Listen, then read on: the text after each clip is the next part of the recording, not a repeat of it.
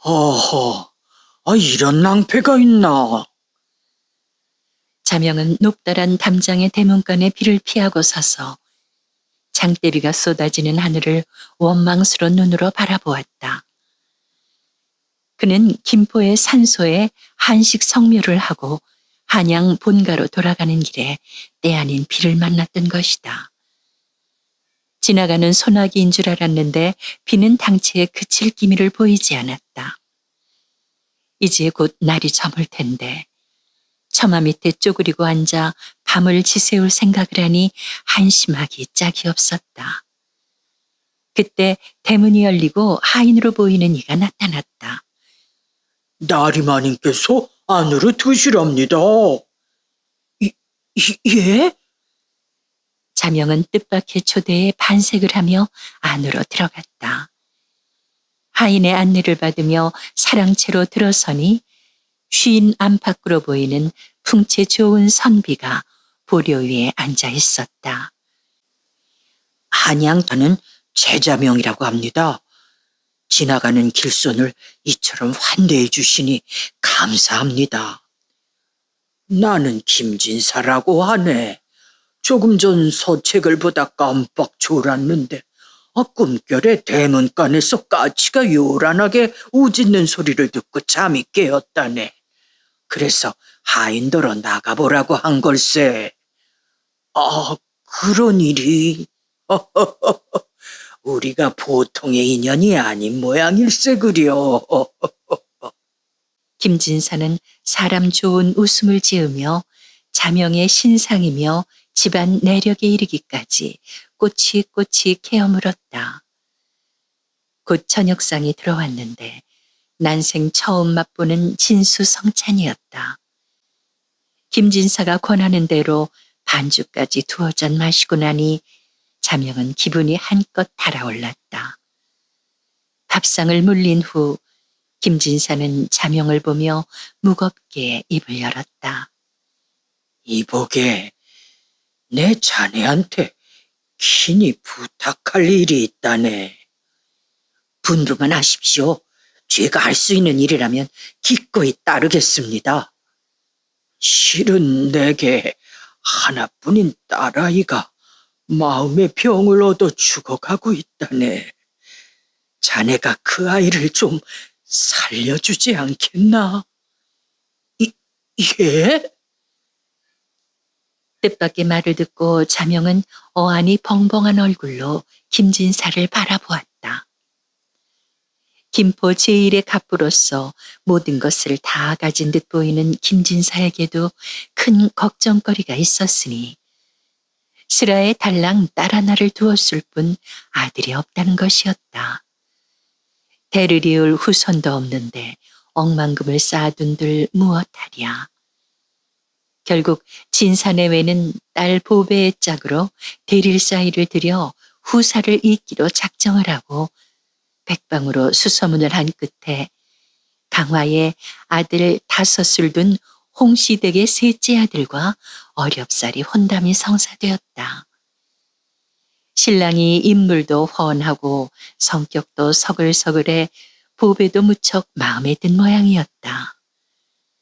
성대한 혼례식이 끝나고 첫날 밤을 맞게 된 신부는 신방에서 설레는 마음으로 신랑이 오길 기다리고 있었는데 술이 과했든지 비틀비틀 신방으로 들어서던 신랑이 문지방을 차고 넘어지더니 일어나지를 못하는 것이었다.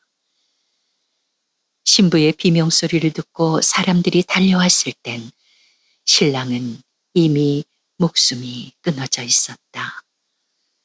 뇌진탕이었다. 큰 충격을 받은 딸아이는 그날 이후부터 1년이 넘도록 방 밖으로는 나오지도 않고 두문불출을 하고 있다네. 어젯밤엔 쥐염이 들어 신부복을 입혀달라고 하더니만 아예 식사도 거부한 채 방 안에 죽치고 있으니 죽으려고 작심을 한 모양일세. 세상에 하나뿐인 자식이 저대로 가고 나면 우리 부부인들 어찌 살 수가 있겠는가. 허니, 자네가 우리 보배를 좀 살려주게나. 아니, 제가 어떻게... 내가 시키는 대로만 하면 되네. 우리 세 식구 목숨이 자네 손에 달려있네. 제발 부탁함세. 김진사는 애원하며 자명 앞에 큰 절을 했다. 어르신, 이러지 마십시오. 당황한 자명은 황망히 일어서며 맞절을 했다. 자명이 김진사가 시키는 대로 사모관대에 신랑 옷을 입고 별당 안에 들어서니 신부 차림을 한 보배가 그린 듯이 앉아 있었다. 보배 아가씨, 나는 자명이라고 하오. 아버님의 간곡한 부탁을 받고 이 방에 들어왔소.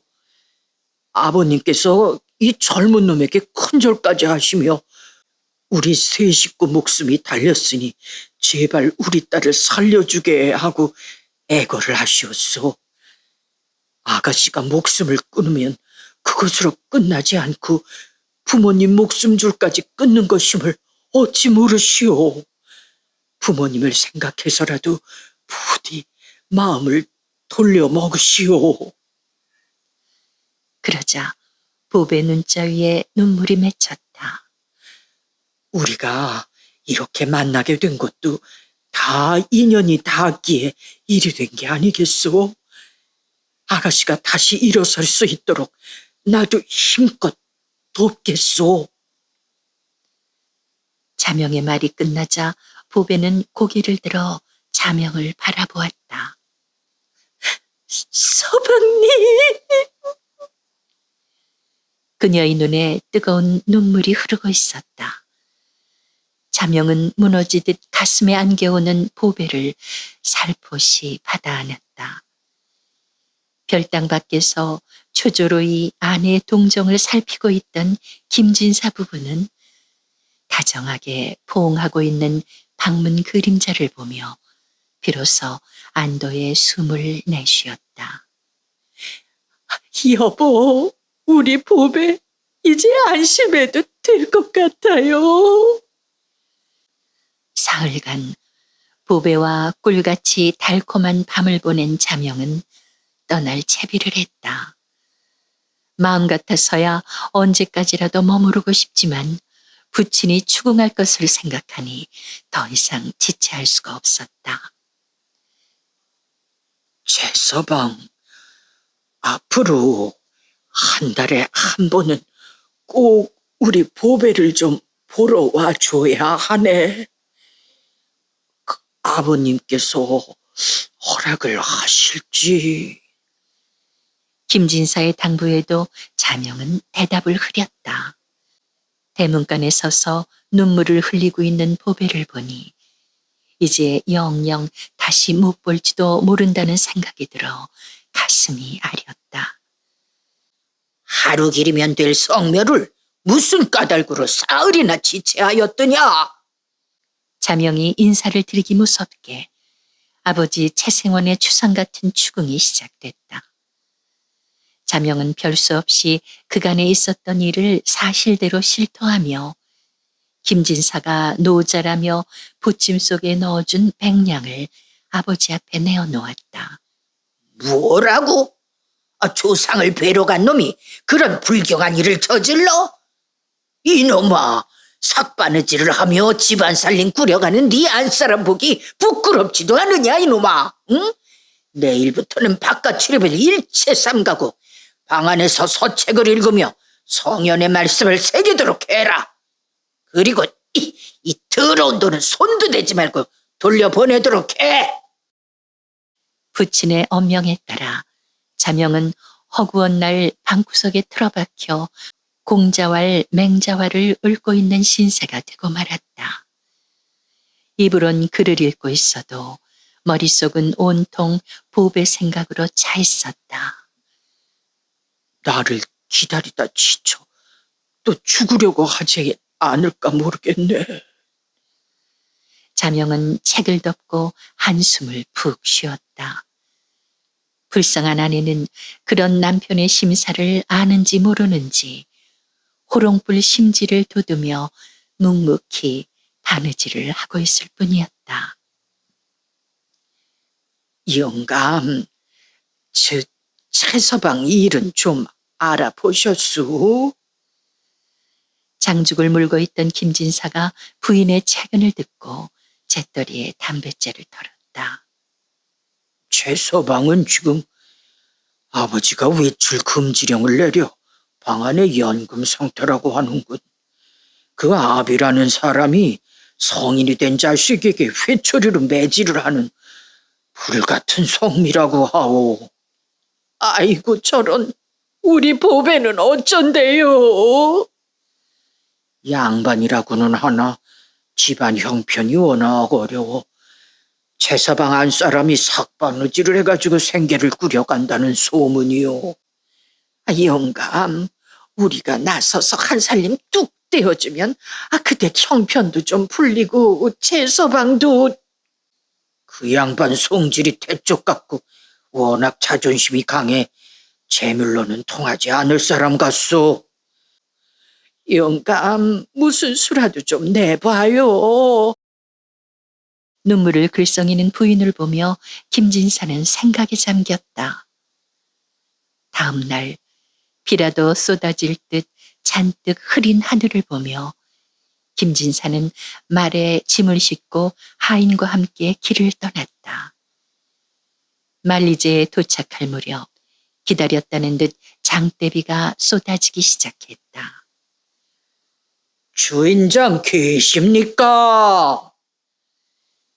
밖에서 부르는 소리를 듣고 채생원이 내다보니 대문간에 웬 선비가 서 있었다. 김진사였다.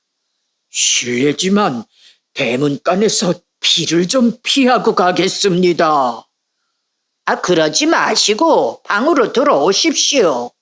그 말은 헛간에 두시면 됩니다. 아이고, 그럼 실례를 좀 하겠습니다. 김진사는 기다렸다는 듯 안으로 들어갔다. 친척집 잔치에 가는 길인데 아이고 이렇게 갑자기 비를 만나 폐를 끼치게 되었습니다. 폐라뇨? 이렇게 만난 것도 인연이지요. 방도 누추하고 대접할 것도 마땅치 않아서. 민망해하는 채생원을 보고 김진사는 마침 제가 말에 잔치 음식하고 좀 씻고 왔는데 비가 그칠 때까지 술이나 좀 나누시지요. 라며 하인을 불러 술과 안주거리들을 가져오게 했다. 채반에 담겨있는 음식을 보니 채생원은 생전 보지 못한 진수성찬이었다. 자자, 주인장부터 먼저 받으시지요. 워낙 술을 좋아하는 채생원은 김진사가 권하는 술을 마다 않고 받아 마셨다. 그 술맛 좋다. 무슨 술이기에 요렇게 향기로운가요? 강화 인삼주로 임금님 수라상에도 오르는 술이랍니다. 아이고 이렇게 귀한 술을 어떻게. 벌린 입을 다물지 못하는 채생원을 보며 김진사는 미소를 지었다. 술은 또 있으니 마음 놓고 드십시오. 아이고 이런 고마울 때가. 천만 뜻밖에도 비를 피해 들어온 길손이 이처럼 점잖고 정답게 대해주니 채생원은 하늘에라도 오를 듯 기분이 좋았다. 네, 오늘 참으로 좋은 친구를 얻은 것 같소이다. 저도 백년지기를 만난 듯 감격스럽습니다. 김진사가 축혀주자 한껏 고무된 채생원은 며느리더러 아들 자명을 불러오게 했다. 이 어른께 인사여 주어라. 느닷없이 불려나온 자명은 손님에게 절을 하려다 까무러칠 듯 놀랐다. 어르신, 아니 이 사람 자네가. 파랗게 질린 자명을 보며 김진사도 짐짓 놀란 채를 했다. 두 사람의 기색을 보고 눈치를 채버린 채생원이 버락 고함을 질렀다. 이자가, 이자가 네 놈을 타락시킨 바로 최생원은 분이 나서 더 이상 말을 잇지 못하고 온몸을 부들부들 떨었다.